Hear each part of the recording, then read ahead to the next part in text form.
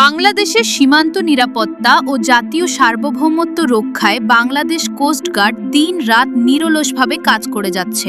সীমান্তবর্তী এলাকায় সার্বক্ষণিক টহল, গোয়েন্দা নজরদারি এবং আধুনিক প্রযুক্তি নির্ভর পর্যবেক্ষণ ব্যবস্থার মাধ্যমে যে কোনো ধরনের অবৈধ অনুপ্রবেশ প্রতিরোধে সর্বোচ্চ সতর্ক অবস্থানে রয়েছে কোস্টগার্ড। কোস্টগার্ডের দায়িত্বপূর্ণ বাংলাদেশ ভারত সীমান্তবর্তী এলাকায় এখন পর্যন্ত কোনো পুশিন ঘটনার তথ্য পরিলক্ষিত হয়নি। সীমান্ত নিরাপত্তা নিশ্চিত করতে কোস্টগার্ড, আইনশৃঙ্খলা রক্ষাকারী বাহিনী এবং সংশ্লিষ্ট অন্যান্য সংস্থা সমন্বিতভাবে কাজ করে যাচ্ছে।